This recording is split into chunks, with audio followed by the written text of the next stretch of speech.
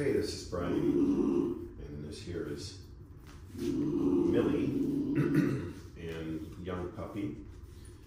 As you can see, she's nervous with what's going on here. She just came in yesterday, and it's early in the morning right now, so I'm just working on getting her on the long line and out of the lead. She will bite if provoked. She's lifted her lips and right there. And it's funny is that I was in here earlier this morning around 5:30, and I had like a beanie on, and I was wearing different clothes, and I just went in and did some stuff, and I showered, and now I'm completely in a completely different outfit. I smell differently, obviously, and so this is, I would expect her to be reactive in a way where something has shifted, something has changed. So I'm just allowing her to kind of smell.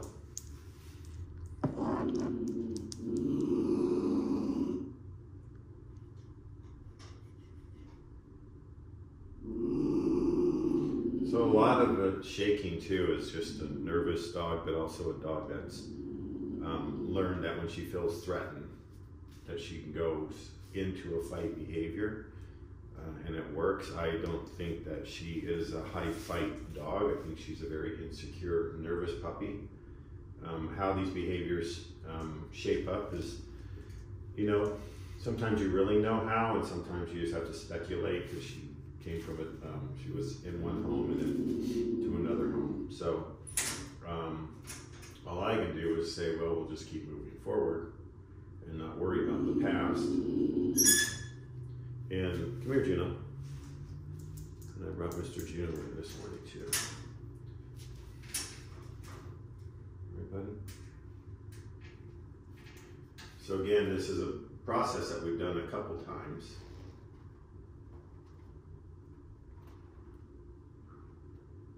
She has her food in here, does she?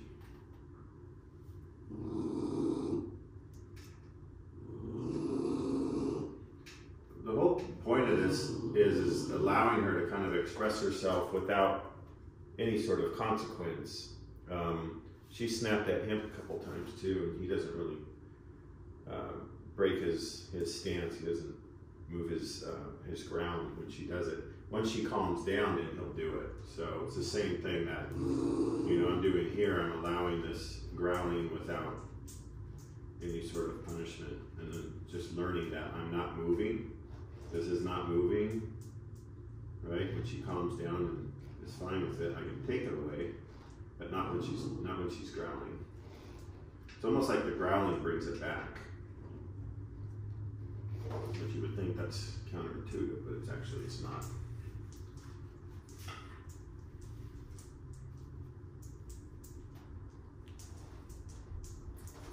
There's a little fight. Let's see, so here we go.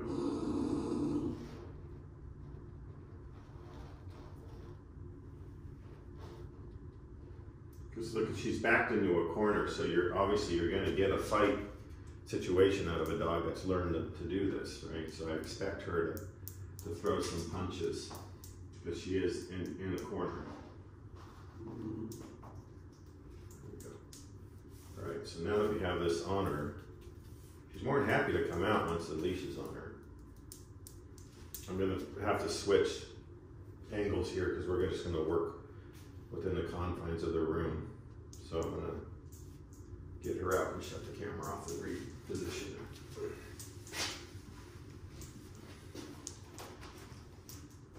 Right, so here's, when I have her out, what she tries to do is go in the flight to the gate, because that's the only entrance and exit, more importantly, that she knows, to try and get out of this environment.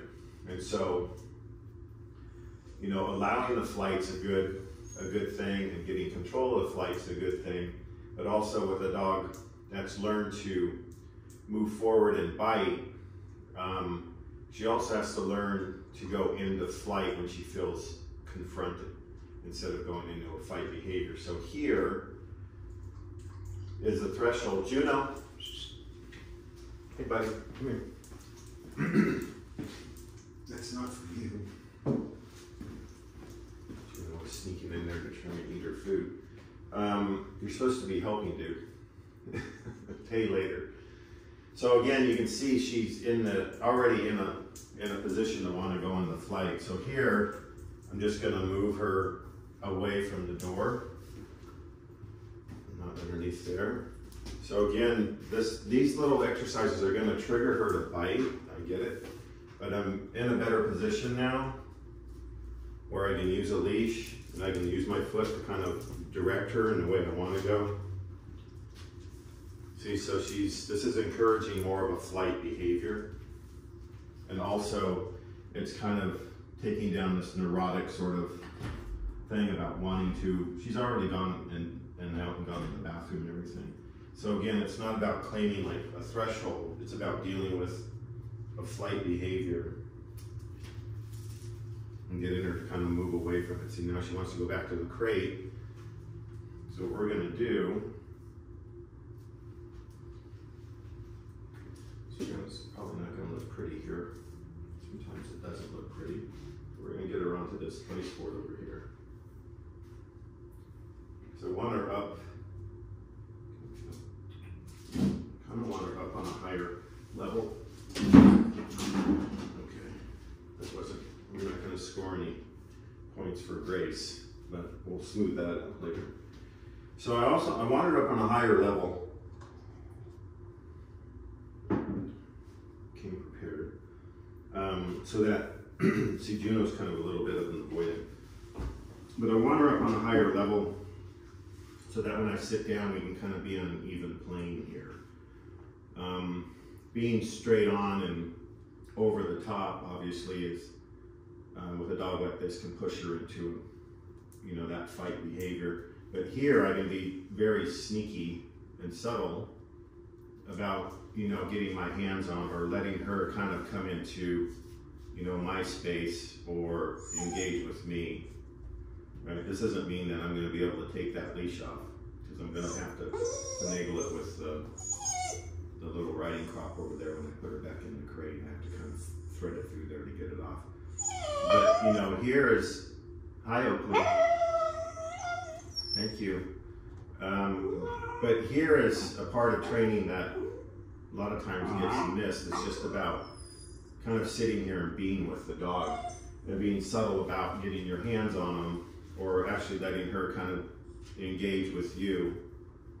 But right now she's just kind of like still in that sort of processing stage, and it helps to have him in here.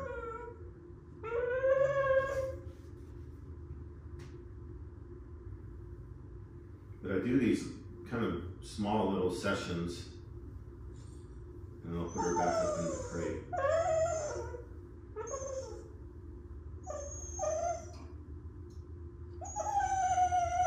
Oakley, hey, we're gonna get to you. So anyways, it's a slow process, but what I found, you know, if you just kind of take your time and allow these things to kind of unfold, quiet, allow these things to slowly unfold, and then we're going to be out in the yard again. We're getting rain today, but I think we'll have some time to get her out and just kind of work her on the long line and work her out of that flight. But for me right now, I want to kind of more focus on this smaller environment, you know, where I can get control of her flight a lot easier and have her more in an intimate spot and out in the yard. So.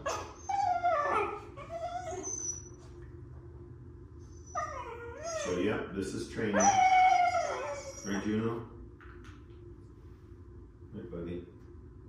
Sometimes it looks like we're watching paint drying, but that's part of the process. This shaking will go away too. That adrenaline is typically a preloaded adrenaline. A lot of times for her gearing up to have to defend herself, you know, to feel like, you know, self-preservation is, you know, the flight or fight. And what we want to teach her is that, you know, and more importantly, I think, because there's kids in the household, is educating them. My whole thing is I want her to come into my space right now. If she was to climb up here on my lap, you know, I wouldn't be against that, but I will eventually fix that, right?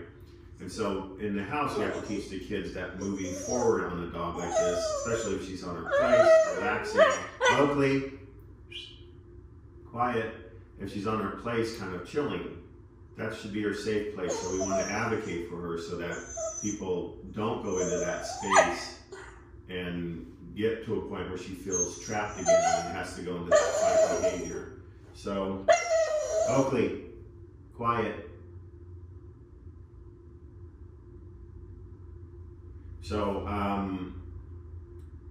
That's the whole point that I'm trying to work on with her at this point, is I want her to come into me, come into my space so I can put a leash on her, come into me so I can take the leash off, you know, so on and so forth. Because anytime I go into her, you can see it already sets her up. And I'm doing a lot of this over her head because this is what she's done before. She snapped at me if I've gone over her head, which is totally understandable, you know. Just to get my hands on her, because you can see everything's back here is a little bit from behind, so it's not as intimidating, right? But if I was trying to come from the front and pet her over her head, obviously that's going to trigger her to go into that fight behavior. So ideally you want to kind of come in around here into the chest area, you know, and get your hands around this area first. Just kind of go slow and methodical. All right. Well, that's it for now. Sounds like Oakley needs to go out and get some work on her. She's ready to go. All right, Juno. Thanks. We're going to sit here for a little bit longer and finish our morning cup with Miss Millie. Thanks for watching.